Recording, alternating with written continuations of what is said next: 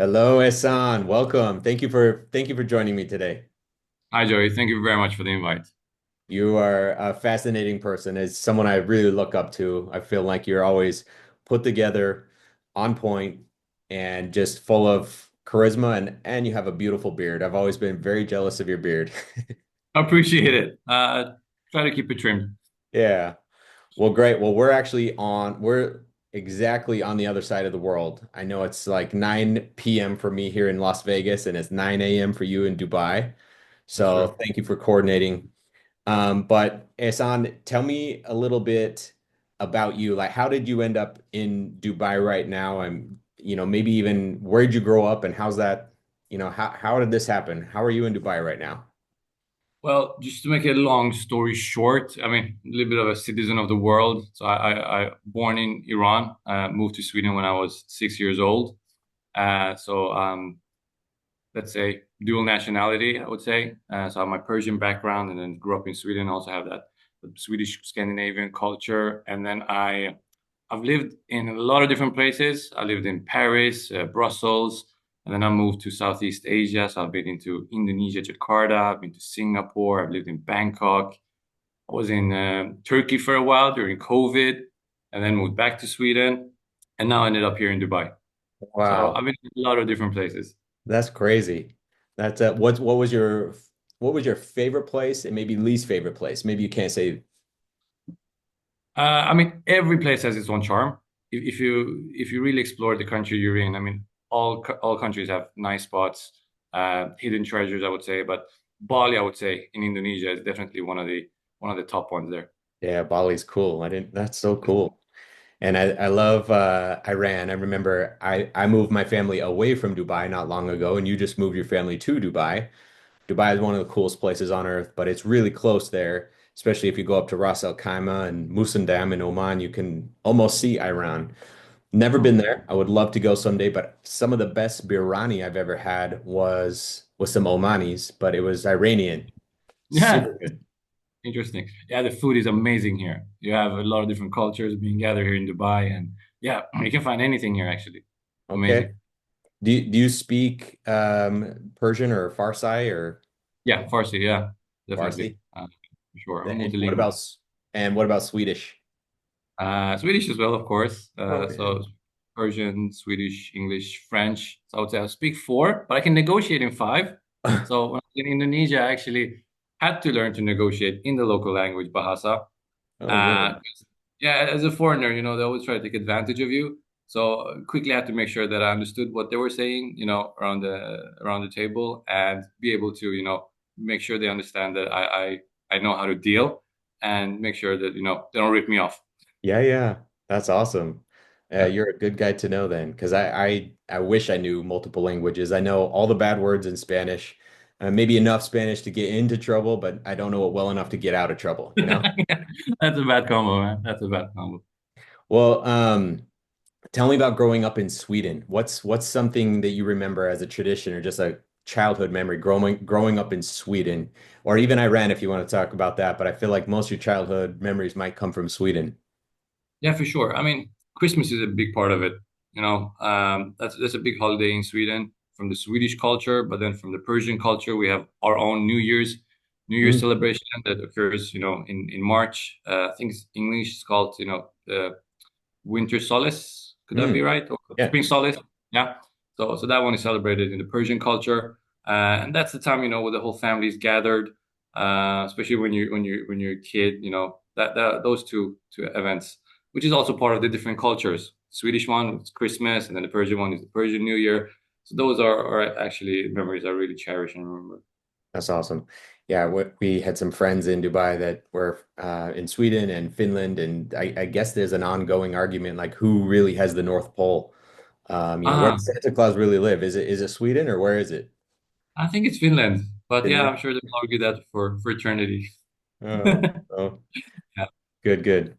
Well, Ehsan, let me ask you this. We've known each other for a long time now. Has there True. been a project or a moment from that time frame? I mean, even just your career, your working business career. Tell me about a project or moment that's been super challenging, but then it ended up being very rewarding. think it was one of the most challenging ones and the most rewarding was probably early on in my career. So I was fresh out of school, and when you're fresh out of school, you think you know it all and you're gonna conquer the world, but then you get humbled quite quickly, which I think is a nice experience for everyone to go through. You should go to the workforce, with high ambitions, but you should adapt also and take time to learn. But I was lucky enough to get involved in a really big project, uh, which was probably a little bit too soon for me, but a really good boss. So he believed in me and he put me into the project. And it was a lot of tough deadlines, and it was a global project. And I remember, as we start closing into the deadline itself, we start, you have frequent meetings and deliverables and things you need to deliver on. And I remember that it was at one critical point, like the night before go live, where we're sitting with someone from the C-suite, the CEO of the company, and he looked at me. He was like, "Are we good?" And that moment, it was like the moment of accountability. Yeah. There's a difference between responsibility and accountability, right? In the end, he looked at me and he's like, "Are we good?" And I felt like this is the moment. And I was like, of course, yes, we're good.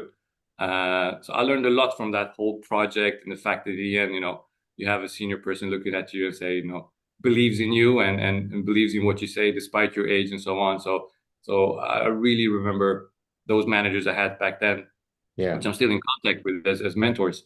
And that was, I learned a lot from that, Mm. which I bring with me to today as well. And I hope to, at one point give the same to another young person coming into to the workforce, believing in them, coaching them, guiding them, giving them maybe a little bit more responsibility than they should have, but really supporting them along the way as well so that they learn. Because I think you learn a lot from these critical moments. What is it to say? A calm sea doesn't make a good sailor, or something like that. Yeah. No, I So love you that. need to experience that. So you Yeah, learn I I think that's awesome. I mean, I feel like I wouldn't be where I am today without a few lucky breaks, I could call it, even from some of these bosses and mentors of mine. One of which, we've got some common connection with there in Dubai. Awesome, maybe the best boss I ever had while I was living in Dubai. Really giving me that high level freedom to, hey, it's on you. You better make it happen. Or, so I had a lot of leeway, but a lot of, responsibility, accountability, but that helped me grow. And I remember even my first, man, when we moved our family from Utah to Australia, had a couple Mm, people take a big leap of faith on me, and yeah. that changed everything in our life. So, Yeah, I think having good mentors and bosses makes a huge difference. Um, I've been very lucky to have very good ones, but I've also heard stories about people who didn't have uh, good ones as well. But I'm sure they learn from that as well. Of course, it depends from person to person, but I think if you're willing to learn from the bad experience as well, I think it makes you grow as a leader and a manager. yeah, I love that. So, let me ask about, so you told me about the traditions growing up, Yeah. with the New Year in Iran, with Christmas in Sweden. What's something about your unique culture that you're very proud of? Which of the cultures? I would say it's interesting because it's a bit conflicting because I have this Persian culture, which Hmm. we Persians, we think we're the best at everything, right? Because still remember the empire, Persian Empire, and we're like, oh yeah, central civilization. So I usually make a joke out of this one. Say Yeah. we invented most of the stuff. But then I have that part of my culture, but then I have the Swedish humble part of me as well. So it's a mix of those two, I would say, which I think has shaped me into who I am today. Being confident where it's needed, but also being humble when it's needed, and take time to learn new things and listen to people. So yeah, I think that mix of cultures and how I was raised and countries where I grew up, I think has had a big impact on who I am today. Love it. Um, and I feel like the whole world kind of looks like Sweden, right? With all the IKEAs everywhere. Is that how Sweden really looks? IKEA is an amazing concept, Yeah. which has traction now all over the world. I wouldn't say. everything looks like that in Sweden, but I'm sure everyone has a piece of IKEA furniture at home Yeah. for Where sure, at least one. we moved our family to Australia with like 16 suitcases and Yes, sold everything. And then we did this same thing. I mean, what we kind of not everything was from IKEA, but IKEA was our first stop in Sydney. yes, And then when we moved to Dubai, same thing. There's IKEA in Dubai. And then we moved back yeah, to the US, same thing. You know, it's a great concept.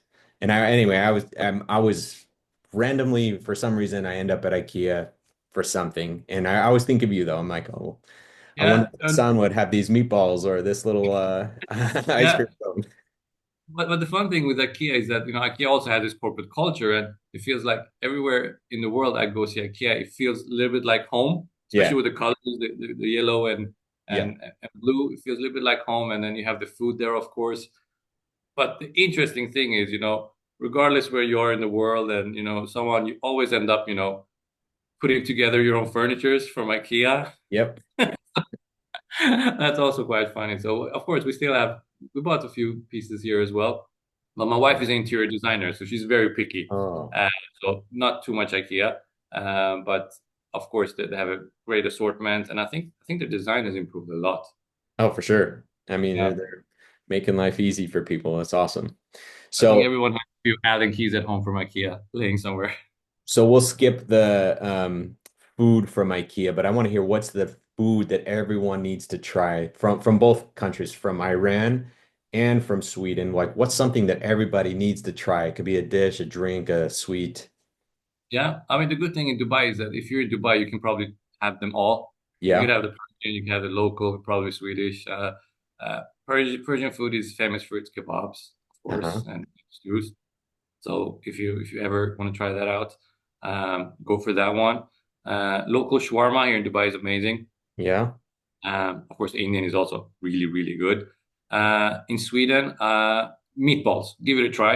Hmm. Uh, just to be So able it to say, really is meatballs it is really is a amazing. thing. Okay. It is amazing. Swedish culinary is much much more than just meatballs, but you should definitely give it a try. I will. Well, I will. And I think one of my favorite restaurants, I was just talking to some friends in Jordan, and really my favorite restaurants there is in Iraqi, so close to mm, Iran. But then in Dubai, I think it's called Al Safadi. This is so I'll check it good. out. It's a Persian restaurant, but anyway, I love Iranian Okay. food. Thanks for the recommendation. You've been to a million places. Do you know how many countries you've been to? I never counted, to be honest. I never counted. Probably not as many as you, but probably many. I would say around 50, maybe. Oh, that's awesome. I really do have a goal. Like one of my life's missions is I want to go to 100 countries. So I got a friend in Dubai. The first time Yeah. I ever heard of someone doing it, I thought I was just overwhelmed. Like this is crazy. He's like, I just went to my 100th country, and then Yeah. immediately that's my goal now. He's from Finland, but Yeah. I'm at 62. I've got a lot more to go, but I'm gonna get Yeah, there. but you got time. You got time. Yep. Don't So you've been to 50 or so. What's your favorite place? I know you like living in Bali, but what's your favorite place and why? Favorite place and why? That's a very difficult question. That's a very difficult question. I would say if you take the concept of home, where home is, it's a little bit difficult for me to answer that one. Mm, I would say it's probably where the family's happy, you okay. know. Yeah, and they are right now. They're very happy here. When we're in Sweden, they were happy there as well. So I think as I've grown and now I have two kids, the important thing is that they are happy. Because if they're Yeah, happy, I'm happy. I Uh, like that. but I mean, Paris was nice, Brussels was nice, Turkey has its charm as well. Dubai is amazing. We haven't explored all of it yet, but Dubai and UAE is truly amazing as well. Yeah. So yeah, Southeast Asia is amazing as well. Singapore was nice. Singapore was really nice as well. So very hard to pinpoint on just one location. I'm really Right. sorry. I Well, can't give you one answer on that one. you've been everywhere. So I like your happy wife, happy life, right? Period. You know. And Correct. you have two kids now? Two kids, yeah. I have one that's 1 year old and one that's 3.5. Gonna keep So you busy busy. times at home. Yeah, that's great. Well, Yeah, Dubai is they're one of the coolest places on earth for little kids, so that's great. absolutely. I mean, the amusement parks, the playgrounds here, and just there's always something new for them to do, which I'm Yeah, really grateful for. yeah. That's awesome. What's on your bucket list for travel? Like where haven't you been that you really want to go? Egypt, actually. Mm, Egypt, I'm looking right. forward to. I was always fascinated as a kid by the pyramids and the pharaoh and the history behind it. Always wanted to go there. So hopefully soon. It's not too far from Dubai. So Yeah. It's like what, uh, 3 hour flight to Cairo, but you got to make sure you go down to Aswan and Luxor. oh, you've been there? Yes. What Yeah, super cool. The pyramids are great and you're gonna love them. You yeah, have to go. You can't go to Egypt and not go to the pyramids. But right. I recommend you could do a long train ride, but if you fly from Cairo down to Aswan Yeah, or Luxor, and then you do this Nile cruise so you can see Valley of the Kings and just exactly. it's Yeah, incredible. yeah. And, I like historical sites. So yeah, that one really intrigues me. I like that. And if you're super adventurous, you keep going down south, Hmm. past the Lake Nasser, I think, and then you're right on the border of Sudan. It's called Abu Simbel, and that's where the Okay. Temple of Ramses is. But anyway, I could Ah, talk about Egypt for a long time. yeah. And when you go to Thanks. Egypt, you have to get kosheri. And I think you might be judgmental with the Persian background. You're very, you know, I think Persian food's good, but I feel like kosheri was my favorite food in Egypt. Okay. Interesting. I'll try it out. Um, What is something that you wish people understood better about Iran and about Sweden? What do you think's misunderstood? What do you think people should understand better? I think people should travel and experience it for themselves. Mm, I like that. Don't, my recommendation is don't take anyone's word for it. Hmm. Uh, Especially the news. yeah, especially the news in this case as well, or if you have the possibility, time, financials, etc., travel, travel and see for yourself. That I would say is the best way Mm, to really understand the culture and experience it. If you have a place on your bucket list, just go for it. And everyone has their own opinion about a certain country. I could recommend a certain country or a certain place. I could love it, you could hate it, but so that's why you could. And these days, people look at reviews online, mixed reviews, so you just get more confused, I would say. yeah, So if you have the possibility, just go and do it. Every place has its own charm. It's really depending on preferences. I like it. So So if I were to go to Sweden, obviously Stockholm, you're right there yeah, in the Baltic area. But where else? Where's something that no one knows about? What should I do in Sweden if I ever get there? if you go to Sweden, Stockholm, for example, Hmm. um, depending on how much time you have, take a boat ride to the Stockholm archipelago and experience the archipelago. It's Mm, absolutely stunning, especially during summer. So imagine June, July, I would say, where it's basically bright all day. cool. Yeah, it's really cool. So you can really enjoy the full day. That's awesome. So I could go golfing at like 8 p.m. Theoretically, yes. You could do that. You could have a picnic outside, at around midnight. You could have a swim really late. And then if you want to take it further, you could go up to the north during winter. That would be the exact opposite Yeah. to see, what is it called? Uh, oh, I dropped it now. But the beautiful colors in the sky. Oh Um, yeah, like the just the Northern Lights. Northern Or Lights, yeah. Borealis, I think it's called Yeah. exactly. But Northern Lights, Norway is also beautiful. I haven't been there myself to visit the fjords, but I have friends that live in Norway and they really recommend it. So one day I would like to see that as well. So yeah, it's beautiful nature there. Cool. But that you have in Utah as well. So Yeah. Yeah, you've been to Utah, right? right, I mean, Okay. Yeah, we hopefully I have you out here to Vegas here soon. We'll show you some stuff. look Um forward to it. so really quick on Sweden with the nighttime and daytime in the summer and winter.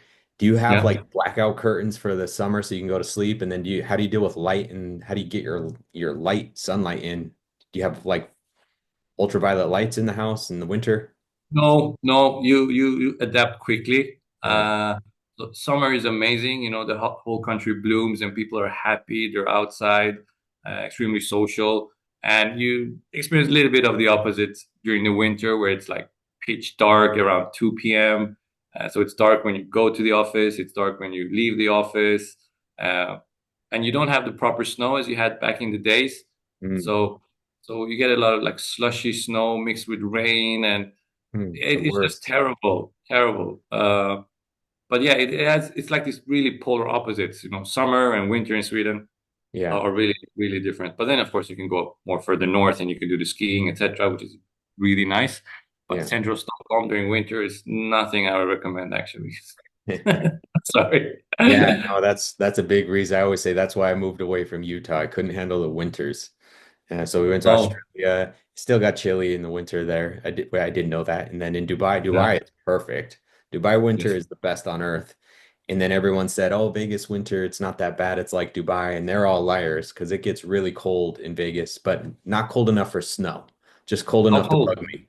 How I cold? mean, it'll get to like the upper 30s, so close to freezing, close to zero. Close to freezing. Yeah. Okay. Just enough to be annoying. It's really like I shouldn't complain because I can golf in the winter. It's just if it's windy here, it's horrible, and it gets windy Uh, here in the winter. got it. Got it. Yeah. Yeah, But right now here, Dubai winter is absolutely amazing. I miss Dubai winter. It's the best. Best Really time. nice. If anyone's looking to go to Dubai, the time to go is November to February, period. Yes. Yeah. So now we're just in the middle of it. So it's perfect. The kids are out playing. So we try to spend as much time as possible outside, actually. Went to Nice. the zoo the other day. It was really nice as well. The kids really liked it. Cool. Um, who's been a major influence in your life and why? Major influence, if you take it like work-wise, it has been some of my managers Mhm. um, that, that were there from the early on, I would say, because they probably have the most impact on my career. So I was lucky to have a French boss, Hmm. uh, which was very direct, very honest, very demanding, which I at that point thought I didn't like it at that point. Maybe I thought Mhm. it maybe a bit too tough, especially the fact that we were in Sweden and most managers are a little bit too soft. But he was very direct, straightforward, and I think that later on in my career, I can look back at it and say, "Oh, it was such a good thing that he was the way he was." So yeah, hopefully pass some of that on to the young generation. I like it. Yeah. Yeah, you got to balance like you said earlier, where someone's really helping inspire you and giving you that maybe too much freedom potentially sometimes, and then balance that with being direct. And when someone's not doing a good job, how do you tell them that? Yeah, Be direct, but still not be, you can do it in a good way. yeah, I think it's all about the situation as well. That's one of the things that I think about often. You know, I think a good leader adapts to the situation, uh, knows when to step forward or when to step back and let the team do their thing, team or individual. So, but yeah, that I would say career wise, probably one of the most impact. What about just aspirationally? Like who is someone you look up to? It could be anybody. Who's your idol right now? Idol right now. I don't know, but idol wise, but I think, you know, Elon Musk is probably one of our generation's geniuses. Yeah, You know, you look at back in time, everybody knows Einstein, for example, you know, consider him as a genius. I think in 40 years, people will probably look back at Elon Musk and say, oh, wow, he did a lot. But then probably within a few years, we'll have new people within the AI space that people will look up to because they will be changing the world the way I see it now. yeah, I think that's a crazy revolution we're in the middle of right now, that AI, how that's going to unfold. But I love Elon. I'm a musketeer, that's for sure. Yeah, I mean, what he has accomplished, nobody can deny it. Yeah, Uh, Even if you like him or don't, but he's done some amazing things. Um, but then you also have other entrepreneurs like Jeff Bezos. He's done a lot as well. yeah. He had an idea, he believed in it when nobody else believed in him. But he was ahead of his time, I would say. with the whole Yeah. internet, etc. So I think you'll probably have the same thing within the AI space now. People that Yeah. are a little bit ahead of their time, they will really succeed. But on the other hand, we don't really know because I think the whole AI thing is moving a little bit faster than we can actually handle. Like Yeah. average Joe's, I would say. Sure. I mean, it's exciting, but it's kind of scary too. I don't know. How do we lean into Yeah, this, right?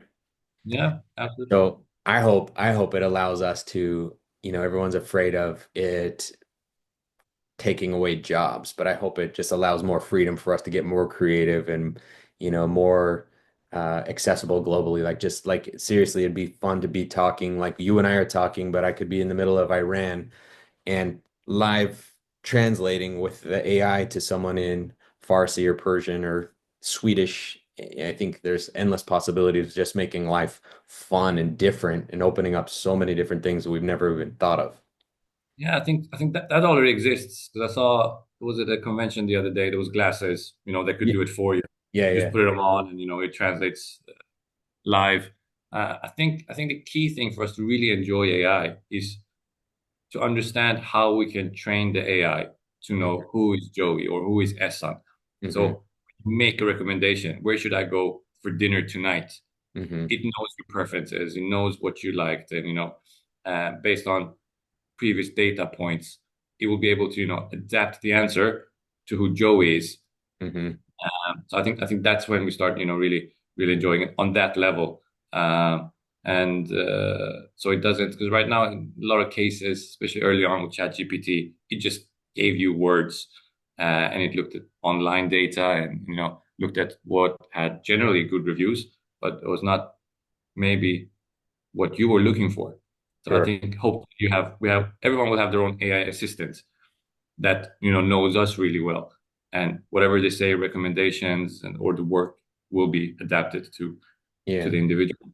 Yeah, I was listening to a podcast.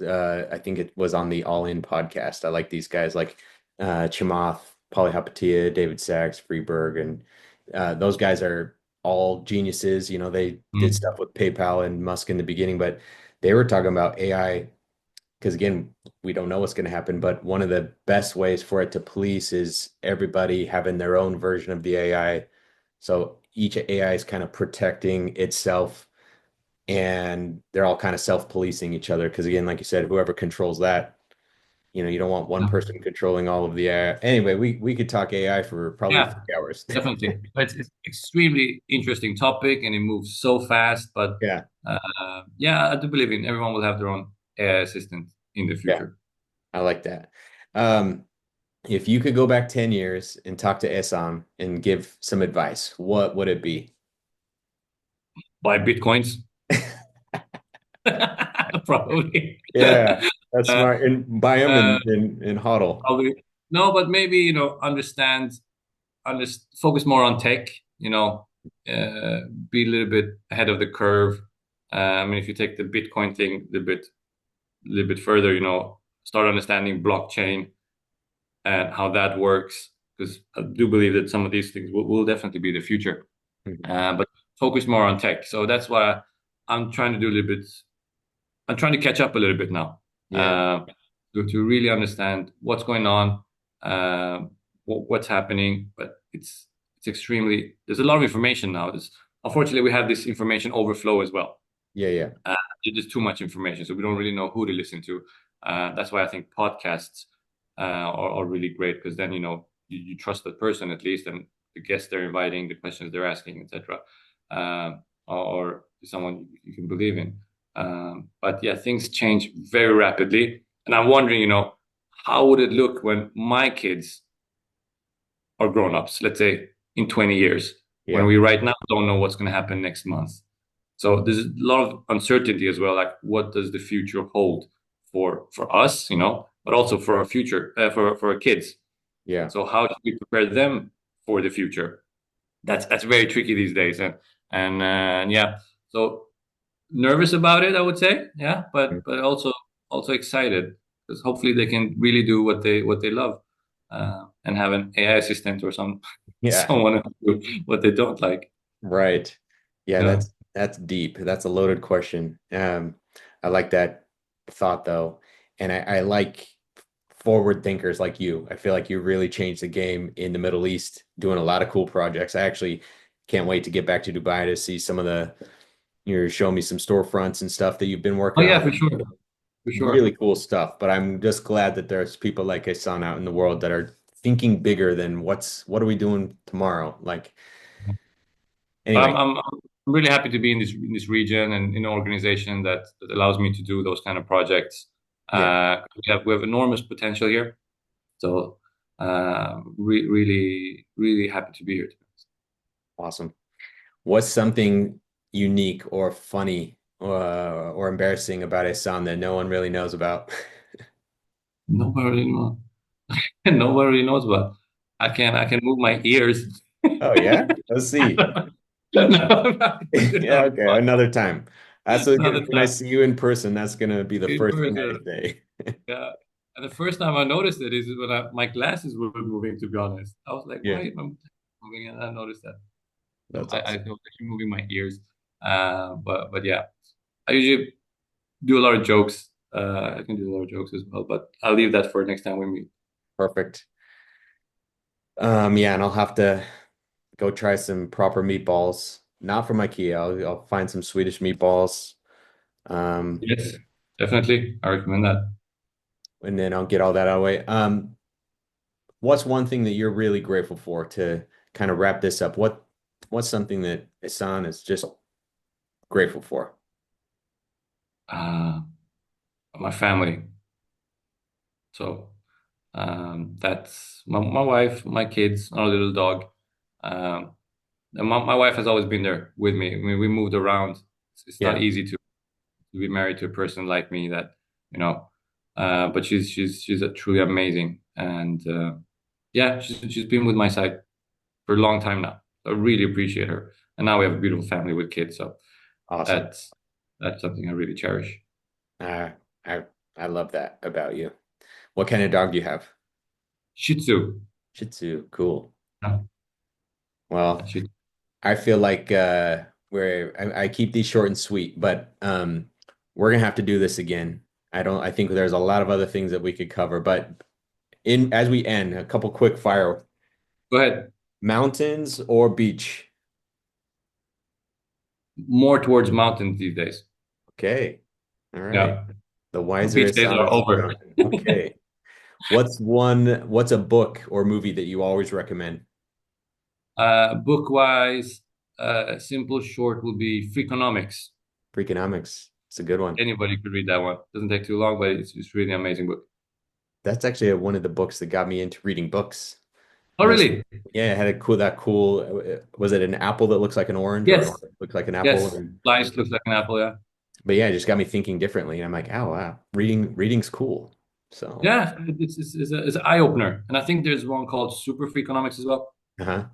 Nice. So there's two. So the writers are really amazing. I like it. Uh, Do you prefer your Unamate hot or cold?